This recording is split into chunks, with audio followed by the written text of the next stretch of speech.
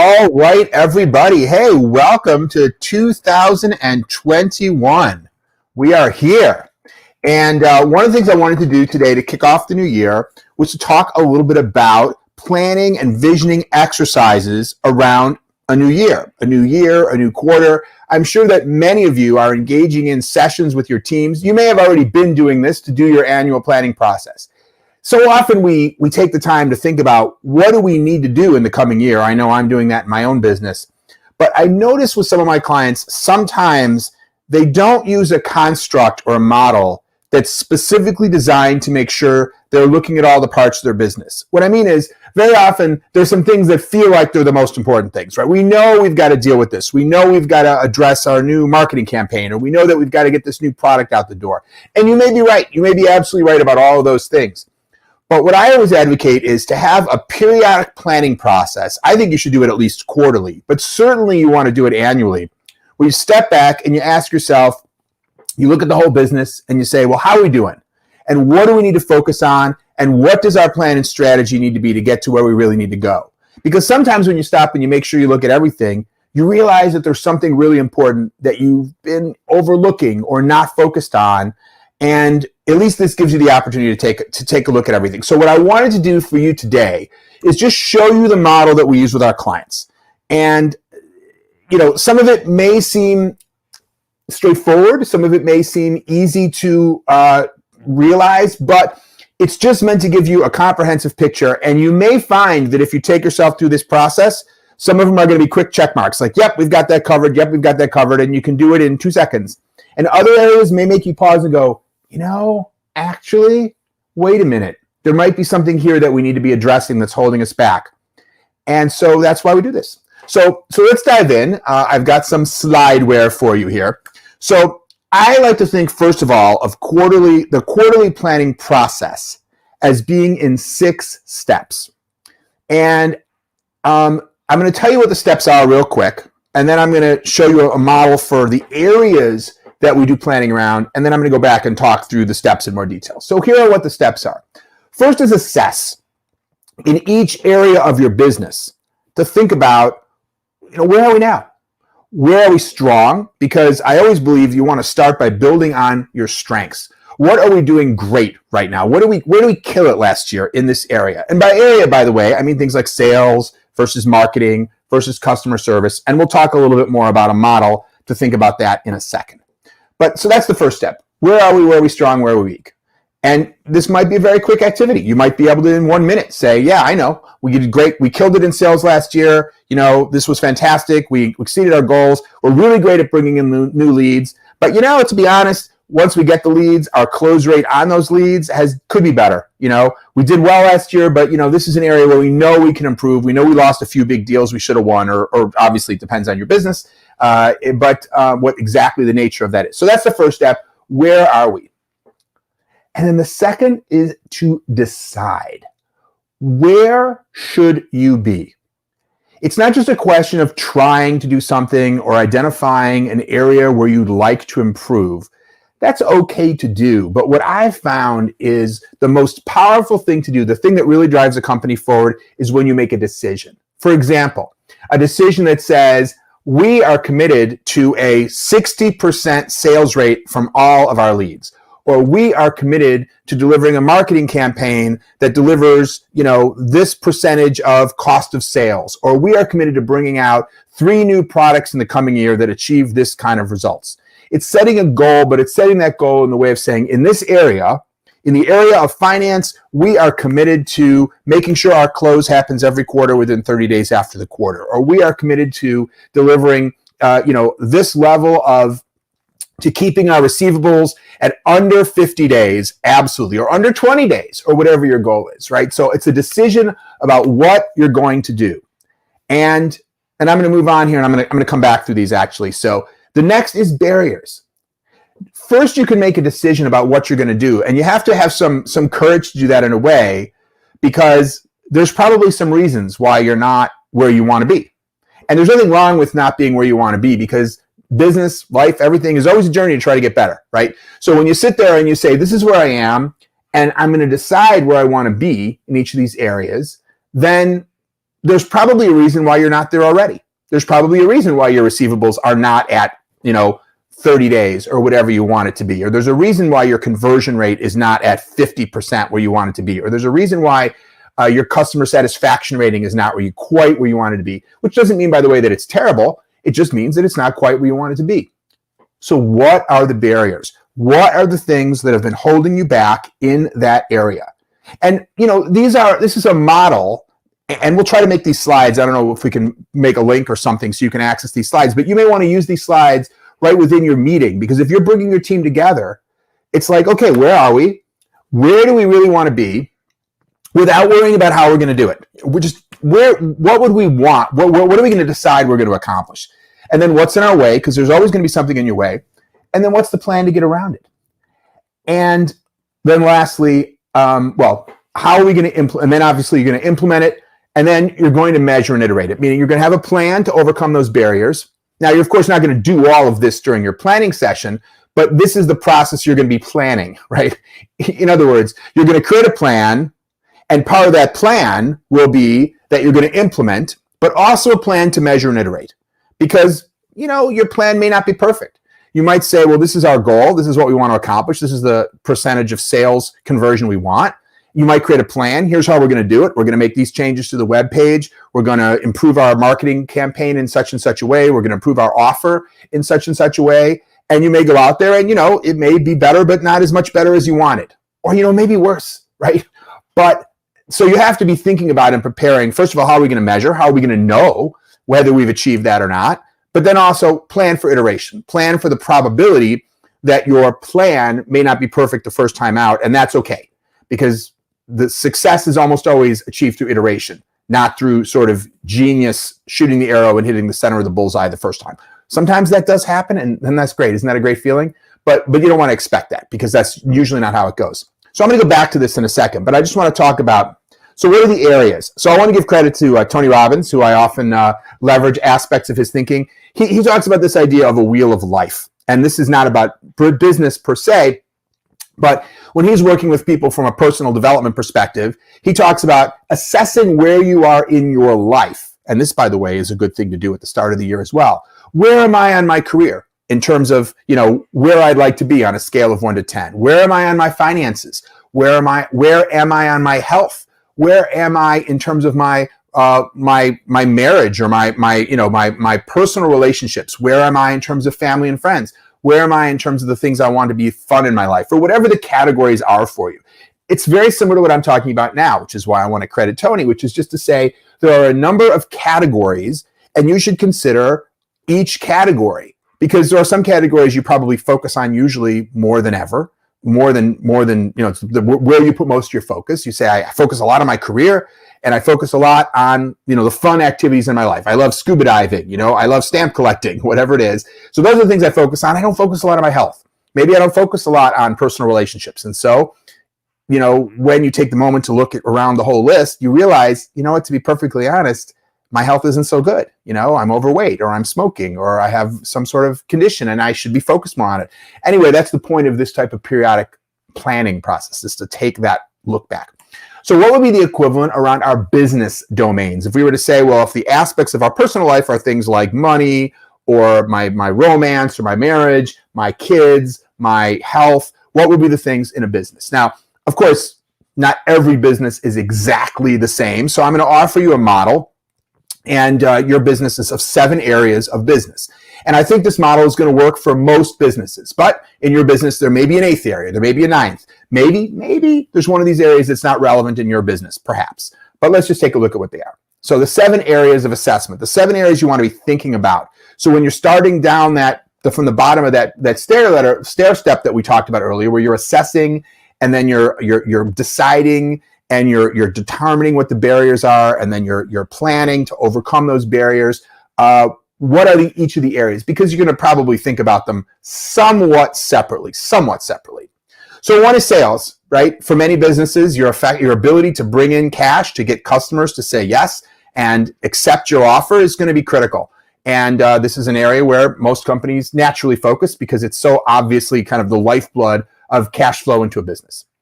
And a very closely related area is marketing. In fact, the difference between sales and marketing, depending on your business, might be a little bit fuzzy.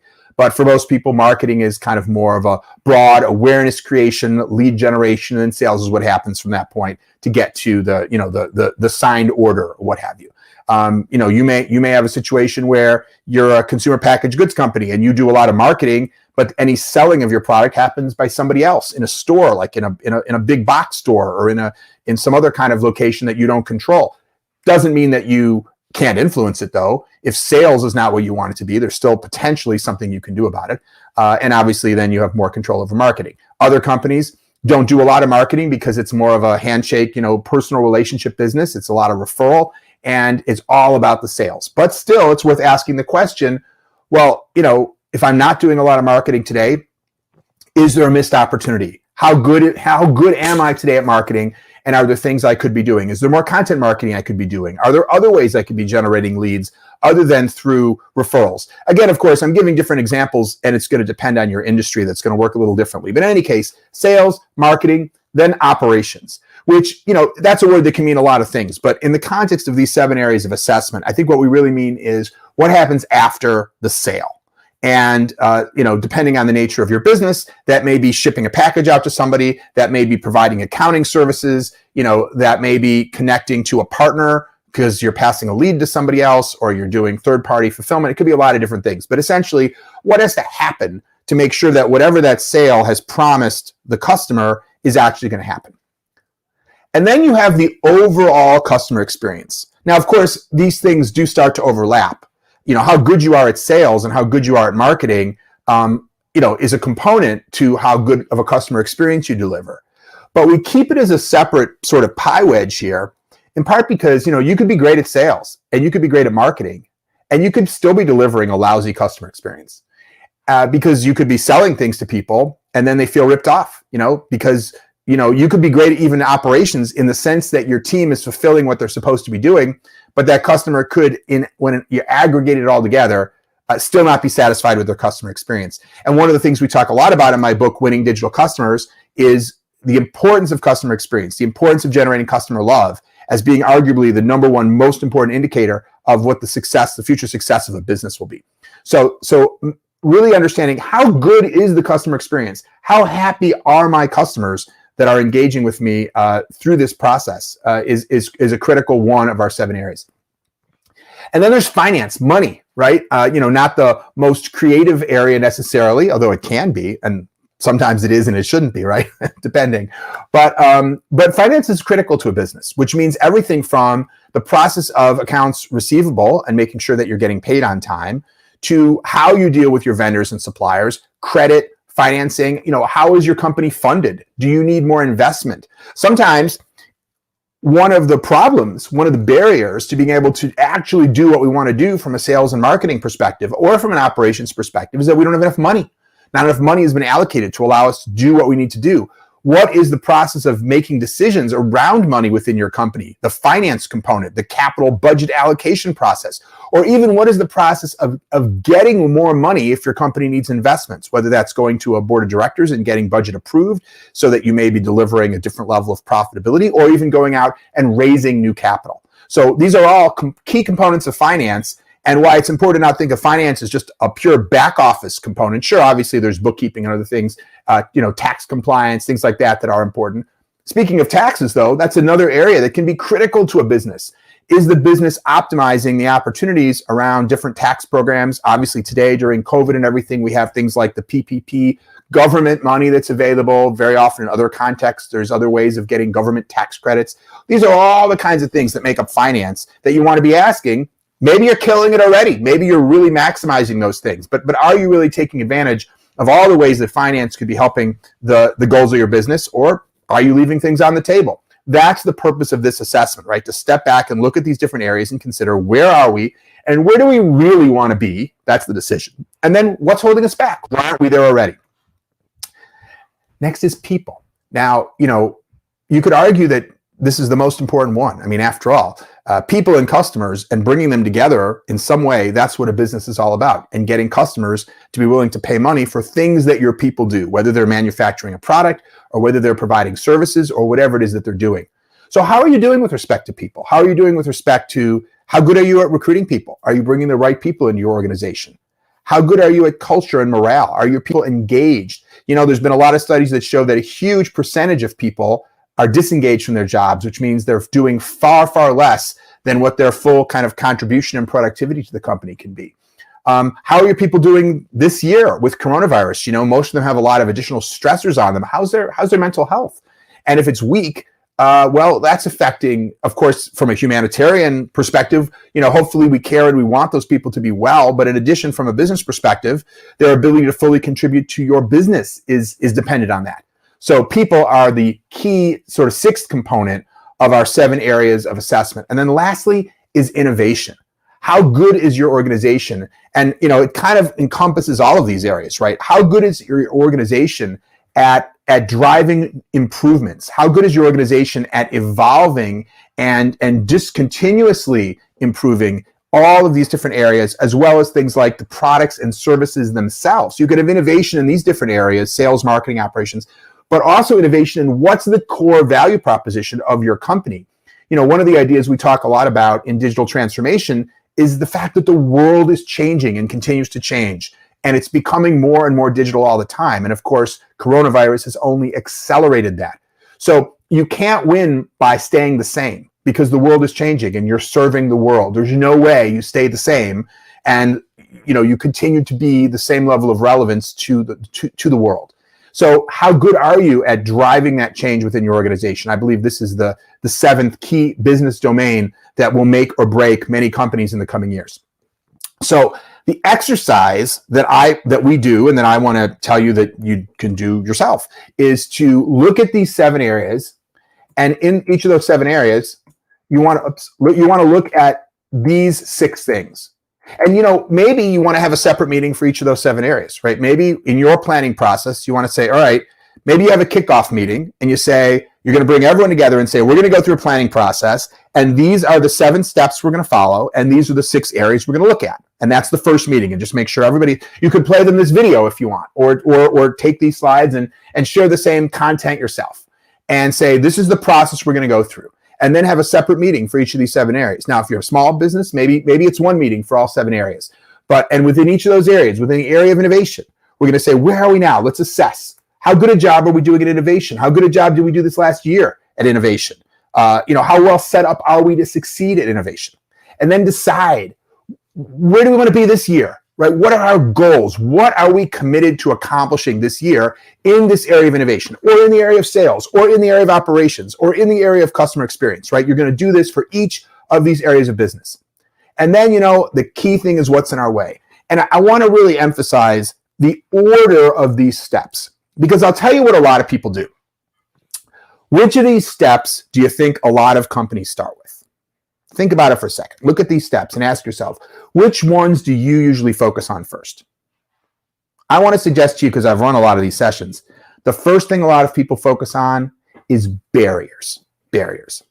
They don't start by really getting clear on where they are. Of course, they have a general sense of where they are, but they don't stop and really, be comprehensive about where they are. And they don't even start with where they really want to be. What they start with is, well, let's talk about sales. Well, the big problem we have right now is with coronavirus, a lot of budgets have been cut. Okay, that's a barrier. And I'm not able to go see my clients in person because of, concern about infection. Okay, that's a barrier, right? And this, and whatever, and the economy, and the unemployment rate, and, our manufacturing facility is not able to churn out as many widgets, so I don't have as much stuff to sell. Barrier, barrier, barrier, barrier, barrier. We're starting with this negative mindset of barriers, and then we're left with this kind of thing about, all right, well, what can we do, right? We've got all these barriers. So what's our plan going to be given that we have all these barriers? Well, I guess we got to reduce the sales targets, etc. So I want to encourage you to not think that way. It's not that we don't want to acknowledge the barriers. The barriers are key. The barriers are why we're not doing more in these areas. But instead of starting with the barriers, start with where are you now and where is it that you want to commit to be before you think about the barriers. And you might think to yourself, Howard, that's crazy. How can I just make a decision that we're going to get to $20 million in sales, or $200 million in sales, or $2 billion in sales, or whatever the number is, depending on the size of your company? How can I just make a decision like that without doing it in the context of thinking about the reality of the situation? Well, look, you can always go back and forth, right? But I want to encourage you to start by just going, you know what? This is really what we want to be. We want to be a company that's driving a massive amount of innovation. We want to be bringing new products to market every year. We want to be the company that's leading our industry. Now, maybe where we are right now is we're in the mud. And that's where we want to be, though. We want to be leading our industry. Now, what's in our way? Well, our CEO doesn't believe in innovation. That's a big barrier. We have no budget for innovation. Well, that's a big barrier. But at least now, then you want to say to yourself, okay, can we develop a plan? Let's develop a plan to overcome those barriers to accomplish what it is that we've just decided. And I'll give you permission to fail, right? Follow my sequence here. And if you absolutely, after you apply your full resourcefulness, are unable to come up with a plan to achieve your decision to overcome those barriers, well, then you can always go back and modify the decision. But I want to suggest to you that if you make a serious decision, a strong decision about what you want to commit to, and then instead of thinking of it, and then think of it as like a military operation, right? Like we have to get to the top of that hill. This is what's in our way. And what are we going to do to get past it? All of a sudden, you and your team will get more resourceful. And you say, well, we have to accomplish these goals. We have to achieve these things because we've decided them. So how are we going to convince the CEO to be more innovative? There's got to be a way. How are we going to get some more budget? Well, frankly, if you convince the CEO, that'll probably get you some more budget, right? In each of these areas where there are barriers, if you first start by getting clear on what you want, then honestly identify the barriers. I'm not suggesting you should be unrealistic, and then come up with a plan. If you then say to yourself, I have to accomplish this, getting past these barriers, then your mind will be like, well, I'm going to figure out a plan. Instead of starting by saying, well, these barriers, there's nothing I can do about this. So what can I accomplish? People decide in the context of the barriers, and that's what I want you to not do. So then you're going to develop your plan, and part of that plan, of course, is how you're going to implement it, and then just make sure as part of your plan, you've thought about how you're going to measure it. Not just at the end, well, at the end of the year, when they deliver my Ferrari, that's how I'm going to measure it. That's great, but that's kind of a trailing indicator, right? So what are the things you're going to measure in each of these areas that are going to show you progress? How will we know if we're getting more innovative? What will be the signs, right? Maybe it's employees generating more new ideas, right? Maybe it is some budget getting allocated for innovation. Maybe it's implementing a tool like Bright Idea or Spigot or something like that that helps you manage innovation. Maybe it's when the folks who run the different P&Ls are starting to talk about bringing innovative products to market. Those would be early leading indicators that you're becoming more mature in innovation. Obviously, starting to bring some innovative products to market would be a more mid-stage sign of innovation. And obviously, seeing the end results, seeing 40% of your new profit driven by innovative new products, or seeing a substantial impact to the efficiency of your operation by innovating the way you handle your manufacturing or your fulfillment or whatever it may be, would be a later stage measurement and indicator of the success. So as you think about those measures in each of these areas, think about what are the early leading indicators that we're heading in the right direction, and what are the kind of we're in the middle of it and we're doing the things that indicate that we're really achieving our goals, as well, of course, as the measures that say, yes, we've crossed the finish line. Yes, we've achieved our goals. So I think this is a process that you should be able to do relatively rapidly. Of course, sometimes planning, of course, the implementation part's going to take more time, but the planning portion, usually you should be able to accomplish this, if not in one meeting, in a few meetings, or if you're a large organization, as I say, maybe you want to have, 7 meetings, or maybe it's even 14 meetings. Maybe you want to have one meeting to do the assess, decide, and barriers portion. That's one way to do it. So you pick an area like finance and you say, let's talk about where we are, let's decide where we want to be, and let's talk about what is in our way. And maybe that's a 90-minute meeting, what have you. And then say, okay, a week from now, we're going to get back together and we're going to talk about what's our plan to accomplish this, and how are we going to measure it. And then, of course, once you've got that figured out, you're going to go off and do your implementation. And so maybe for each of these 7 days, now that's 14 meetings. You might be like, 14 meetings, Howard, how can I have 14 meetings? Well, you know what? If that's what you need to do, and it's not necessarily all the same people, by the way, you might be bringing, again, depends on the size of your organization, you might be bringing these different teams together. But if the outcome of that is a bunch of little 2-meeting sessions to focus on each of the 7 key areas, well, if that's what, imagine if you actually set goals that you really accomplished because you had a really good process of being clear on what the barriers were and a plan to get over those barriers in all of these 7 areas. Imagine what you can get done. Or maybe you don't have the scope of responsibility for all 7 of these areas. Maybe you'd say, well, Howard, I'm the chief marketing officer. I'm not going to be the one to run meetings on how we're going to improve operations. Fine. Then you're just doing it for that area. You can focus this process on that area. And then when you're super successful and someone says, what was your secret? When they ask you from the sales team or they ask you from the operations team, you can say, well, we followed this process. Go watch Howard's video or just tell them, or don't tell them because you want to compete and be better than them. No, hopefully not. Hopefully you want your whole company to be successful and you'd certainly share any success best practices. So hopefully this is helpful. I think this is a really awesome process. And even if some parts of it you'd say, oh yeah, well, we always think about, what our measurements should be, or we always think about, we always every year try to set some sales goals. Of course, I'm sure you're doing some of this, but the power of a framework is that it makes sure that you're looking at everything, at least a little bit. And some of these areas you may quickly say, yeah, that's not what we want to focus on right now. That's fine. But you're at least taking the time at a moment like this, when the new year is starting, to say, what are all the key areas that we should potentially be looking at? Let's be really clear and honest with ourselves about where we are and where we want to be and what it would take to get there. And that is the planning process that I wanted to share with you, hopefully to kick off your 2021 to be awesome. So let me know what you think. Put some comments in the video. And you know what? If you use this, come back if you can find it. If you can find this LinkedIn post or YouTube video or whatever, come back and let us know, or send me an email or send me a message on social media. I would love to know if you're implementing this process in your own companies, what your results have been, including, by the way, if you have challenges. If you have challenges or problems with it, hit me up about that as well. I'm happy to help provide guidance, help, and coaching if you're implementing this and you just need a little suggestion along the way. Because, of course, the rubber meets the road, not with me telling you a high-level process, but with you implementing it in your company. And I don't know all the circumstances and situations and personalities and financial realities and all those things, but I want to suggest to you that no matter what they are, that this is a framework that can work for you. I'm confident about it because I've seen it applied in so many companies. But if you hit a speed bump, by all means, hit me up. I'm happy to provide some guidance. So with that, hopefully this is useful to you. Have an awesome day, week, month, and an awesome 2021. See you next time.